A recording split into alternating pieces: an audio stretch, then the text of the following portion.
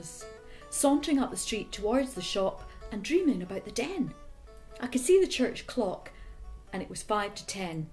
I was walking so slow, I was practically going backwards. I tried to stop dreaming about the den. Well, by this time, it was 1 minute to 10. The corner shop came into view. I felt something wet brush my cheek. I looked up. White flecks were swirling through the air and landing on me. I like snow.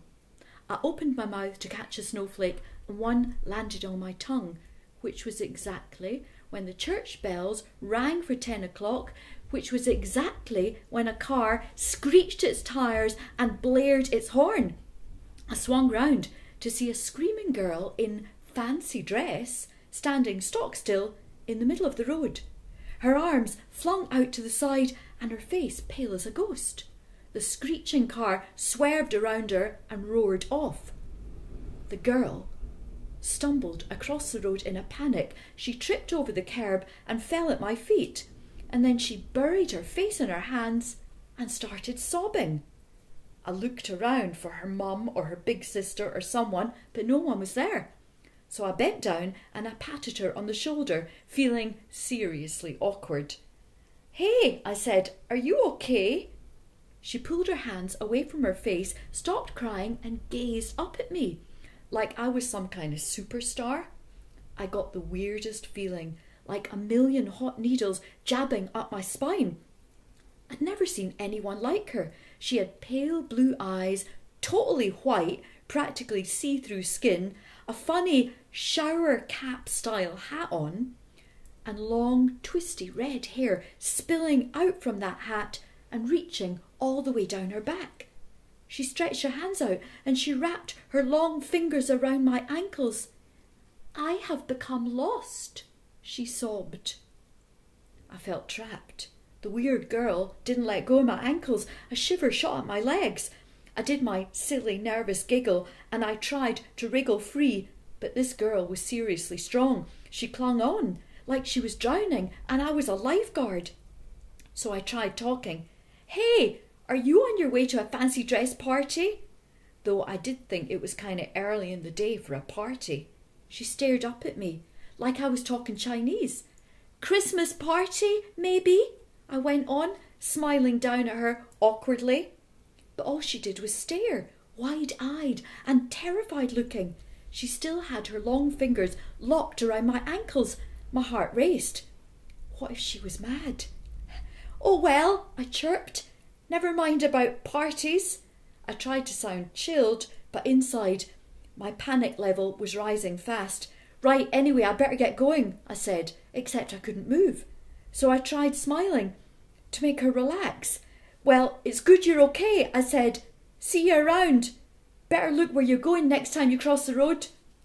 It felt at that moment like she was going to let me go, but suddenly another car screeched along the road.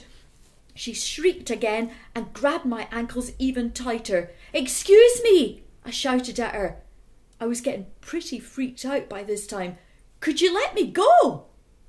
She must have understood, because she loosened her grip. I nodded and showed her the palms of my hands like they do in films. It worked. She let go. "Thanks," I said. Though it felt like a dumb thing to say, she should have said sorry. I took a step back, pretty fast. My ankles throbbed. She sat up and she wiped her tears with her sleeve.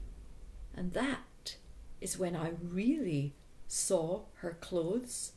She wore a long brown dress with a ruffled collar and frilly bits round the sleeves, and over her brown dress she had on another sleeveless cream-coloured dress. She seemed totally old-fashioned. Even her face, with her little pink bow-shaped lips and upturned nose, seemed old-fashioned. "Party?" she said, sitting on the pavement and gazing up at me, all confused, like she'd just come out a nightmare. She twisted her long red hair around her fingers and I could see tears welling up in her eyes. "Forgive me, but I dinna understand," she said. She's got something wrong with her, I thought, taking another step back. I wondered if I should run and get an adult. Everything about this girl was queer. and her voice had the funniest accent I ever heard. The next second I thought, this is a joke. I'm going to be on YouTube with the title, Boy Gets Fooled. Maybe Crow set this up. I glanced around, but nobody was on the street. There were no cameras, nothing. The snow was falling really fast now. Part of me thought, I should just leave this funny girl on the street. Leave her, somebody else could deal with her. But she looked up at me with such helpless eyes, and it felt too awkward to just walk away and forget her. Where do you live? I spoke slowly in case she was foreign or didn't understand things. Live, I repeated. Where do you live? And she pointed to the corner shop. There, she said. And I wondered if Mr. and Mrs. Singh had adopted a wee girl. Okay, I went on. Do you want me to take you into the shop? She nodded. She clutched at my hoodie and she hoisted herself up to her feet. She gasped and she wobbled about for a moment like she was going to keel over. I felt her hands hold my arms. She was skinny, but she was seriously strong. I'm Sol, and I'm 12, I lied. My name is Miss Agatha Black, she said, and she took a deep breath, and the next thing she held out a trembling hand for me to shake.